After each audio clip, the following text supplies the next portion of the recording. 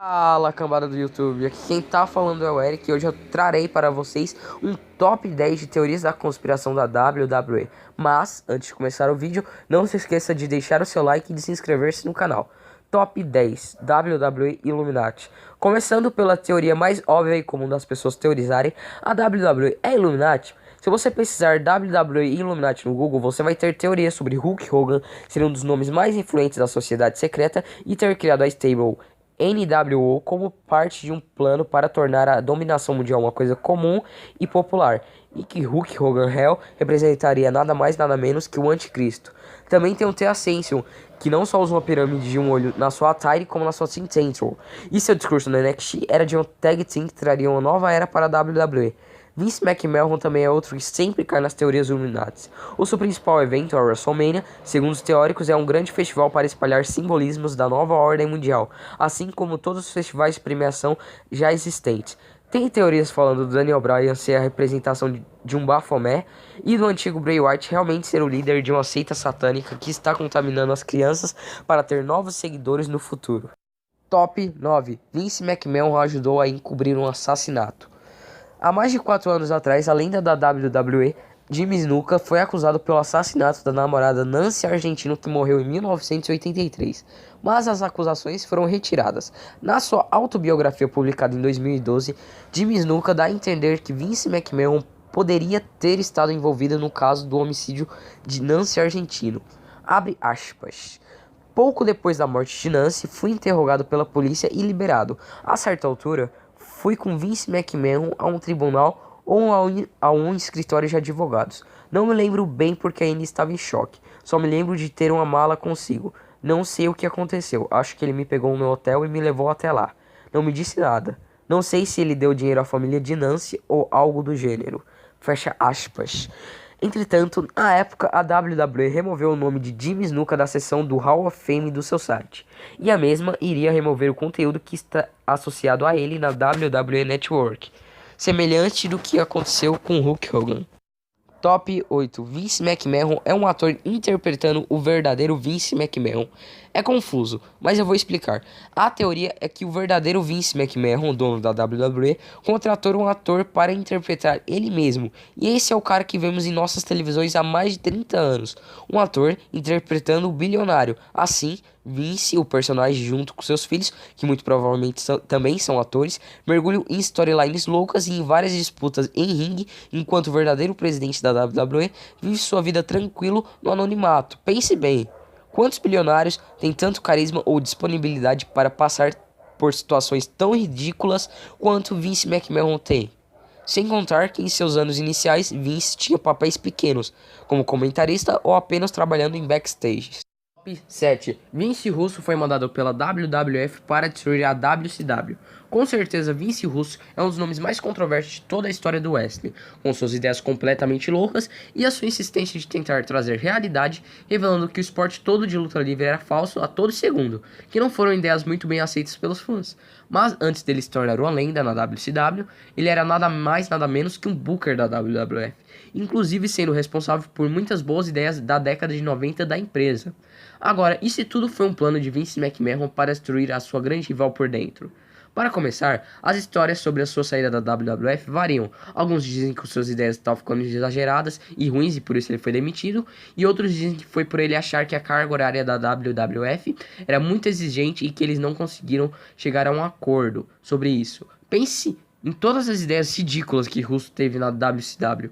Dar o WCW World Championship para David Arquette, todas as One Apollo Matches, as vezes em que ele tentou fazer storylines com lutas reais de wrestling e se auto-fazer campeão mundial. Junte todas essas ideias com todo o ódio que Vince tinha da WCW e o jeito vale tudo nas guerras de segunda-feira, e não será muito difícil acreditar que Vince mandou um infiltrado para fundar a empresa rival, sem contar que um ano após a compra da WCW pela WWF, Vince Russo voltou para a empresa. Embora não tenha ficado muito tempo, muito suspeito isso, hein? Top 6. Scott Hall e Kevin Nash, agentes duplos da WWF. A teoria é a mesma de Russo. Vince pegou dois dos seus maiores lutadores da New Generation Era e mandou para a WCW como uma grande contratação, mas que a longo prazo levariam ao fim da empresa. Aí você pergunta, mas Scott Hall e Kevin Nash não foram responsáveis pela NWO, que é a maior stable de todos os tempos, foi o grande trunfo da WCW nas Monday Night Wars? Sim, mas a NWO era tão popular e ficou tão grande que com o tempo o roster inteiro da WCW estava envolvido na storyline da stable, de uma forma ou de outra, seja em subfacções ou fazendo facções contra a NWO, o que fez com que o tempo público se enchesse de tanta NWO. E o que os dois têm a ver com o booking que a stable teve? Muito. Foi dado um controle criativo ridículo para os dois, em que eles podiam decidir quem iriam perder, basicamente em todas as decisões que seus personagens teriam. Por exemplo, Kevin Nash foi quem quebrou a streak lendária de Goldberg, pouco tempo depois de entrar para a equipe de Bookers, e conseguiu a vitória graças a Scott Hall atingir ele com um teaser. E considerando que Goldberg era uma das maiores grandes apostas da WCW e estava com a popularidade imensa na época, fica um pouco mais fácil de acreditar nessa teoria. Top 5. Kevin Sullivan assassinou Chris Benoit e a sua família. Há muito tempo existem teorias sobre a inocência de Chris Benoit do homicídio da sua esposa e seu filho junto com seu suicídio. Alguns acham que Benoit foi morto junto com sua família incriminado, e outros vão mais além, apontando que o cara que fez tudo isso foi o ex-marido da esposa de Benoit, Kevin Sullivan. Em 1996, Sullivan e Benoit tiveram uma feud na WCW que durou quase um ano, e como parte da storyline, Chris roubou a mulher de Kevin, Nancy, e como naquela época a coisa da kayfabe era levada muito a sério, Benoit e Nancy realmente viajavam juntos, dividiam quartos e andavam de mão dadas em público. Inclusive com isso sendo ideia do próprio Kevin para manter as coisas reais. Em um dos maiores casos de A Vida Imita a Arte do Wesley, Benoit e Nancy realmente começaram a se apaixonar na vida real. E ela acabou se divorciando de Kevin e se casando com Chris Benoit em 2000. Se perder a mulher já não foi motivo suficiente para se suspeitar de Kevin, de acordo com o cara que elaborou essa teoria, Sullivan, que usavam gimmick de satanista, eram verdadeiros satanistas. E a morte do jeito que foram feitas foi tudo um grande ritual de magia negra. Chavo Guerreiro, grande amigo de Chris, disse em uma entrevista à WWE Magazine que ligou para Benoit um dia antes do acontecimento. E ele parecia estranho e ouviu barulhos na linha, como se alguém estivesse invadindo a casa. A linha caiu e ele só conseguiu falar com Benoit 3 horas depois. É claro, a coisa mais misteriosa dessa teoria toda, alguém entrou na Wikipédia e anunciou a morte de Nancy Benoit 12 horas antes da polícia descobrir os corpos. Lá dizia que Chris tinha sido substituído por Johnny Nitro na luta pelo ECW Championship, no Vengeance, em decorrência da morte da sua esposa Nancy Benoit. E o endereço do IP que fez essa entrada na Wikipédia veio de Stanford, local da sede da WWE. Será que eles estavam envolvidos? Foi tudo uma conspiração para Benoit sair culpado de um crime hediondo? Jamais saberemos. Top 4. O Montreal Screwjob foi combinado. Todo fã de wrestling que preze sabe o que foi o Montreal Screwjob. O dia em que Vince enganou Bret Hart dizendo que ele venceria HBK no Survival Series no Canadá, mas pelas suas costas planejou que Michael saísse com a vitória com medo de que Hart saísse com o WWF Championship para a WCW. Esse foi o grande exemplo de quebra de kayfabe em toda a história do wrestling. Ocasionou mesmo que indiretamente a Attitude Era. E Bret ficou mais de 20 anos sem pôr os seus pés na WWE. Mas e se tudo não passasse de um storyline genial orquestrado por Vince, Bret e Shawn juntos? Essa é uma suspeita que muitos têm há muito tempo sobre o que aconteceu em Montreal no dia 9 de novembro de 1997. O principal ponto que valida essa teoria é que a carreira dos três melhorou a partir daquele ponto. Vince McMahon finalmente poderia assumir seu papel de chefe réu, que fez ele ter sua marca na história e foi o grande combustível para sua rivalidade com Stone Cold Steve Austin. Shawn Michaels poderia brilhar sozinho sem seu arquival por perto, e Bret Hart poderia ir tranquilo para a WCW como um herói injustiçado, sem contar com todo o estardalhaço que ele se aventurou em termos de mídia. Então não parece tão louco assim que o canadense estivesse sabendo de tudo desde o início e fez uma ótima atuação cuspindo em Vince e quebrando tudo ao seu redor enquanto simbolizava WCW. Por falar nessa cuspida, ela é igual que Bret deu em Shawn no SummerSlam daquele mesmo ano, alguns meses antes do Survivor Series, que será que não simbolizaria uma continuidade na storyline toda? Top 3. O caso entre Stephanie McMahon e o Randy Savage. Essa teoria é tão disseminada que muitos tratam como se fosse verdade. O romance que pode ter acontecido entre Randy Savage e a filha do chefe, Stephanie McMahon. O fato é que alguma coisa aconteceu entre Vince e Randy Savage por volta dos anos 90. O Wesley, que era uma das maiores estrelas da empresa, foi colocado no posto de comentarista. E logo suas vontades de terem mais lutas foram negadas e ele pulou para a WCW. Depois disso, ele entrou na lista negra da WWE. Ele mal era citado, apesar da sua grande história na empresa. E quando pensamos que ele seria indicado ao Hall of Fame em 2012, depois da sua morte em 2011, isso não aconteceu. E demorou mais de 3 anos para finalmente o Macho Man ser merecidamente colocado no salão.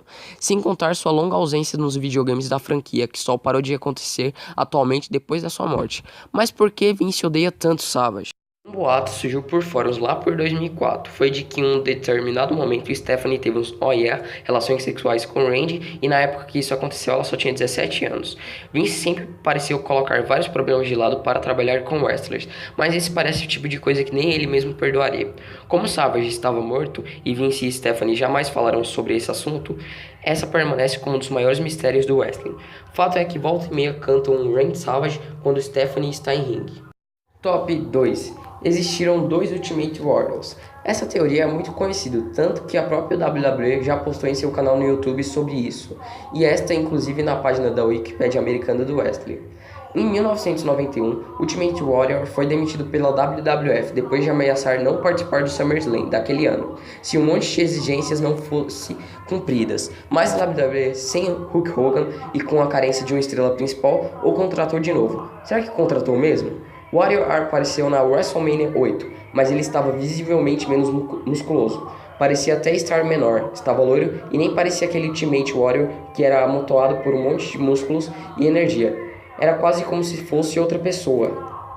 A teoria é de que o primeiro Ultimate Warrior morreu de insuficiência hepática pelo tanto de esteroides que ele usava, e que aquelas faixas que ele usava no seu braço cortaram sua circulação sanguínea. A WWF, por sua vez, pegou um wrestler do seu roster chamado Kayvon Erich, que realmente se parecia muito com o primeiro, para fazer um segundo Warrior. Uma das provas que sustenta essa teoria é de que em 1993, James Bryan Herring, que fazia o personagem, mudou seu nome oficialmente para Warrior. Não parece o tipo de coisa que alguém faria se tivesse que viver sua vida inteira interpretando outro homem. Se encontrar que quando Diesel e Razor Ramon saíram da empresa, a WWF usou outros wrestlers para fazer os mesmos personagens. Então não seria surpresa se ela realmente tivesse feito isso antes com o Ultimate Warrior. Top 1. Vince McMahon e Shawn Michaels tinham um caso. Vince McMahon e Shawn Michaels sempre tiveram uma boa relação nos bastidores, mas alguns suspeitavam que essa relação ia muito mais além de uma boa amizade. Tudo começou com o lutador Road Warrior Hank, que disse que Vince e Shawn tinham uma relação especial, e a partir daí os rumores começaram.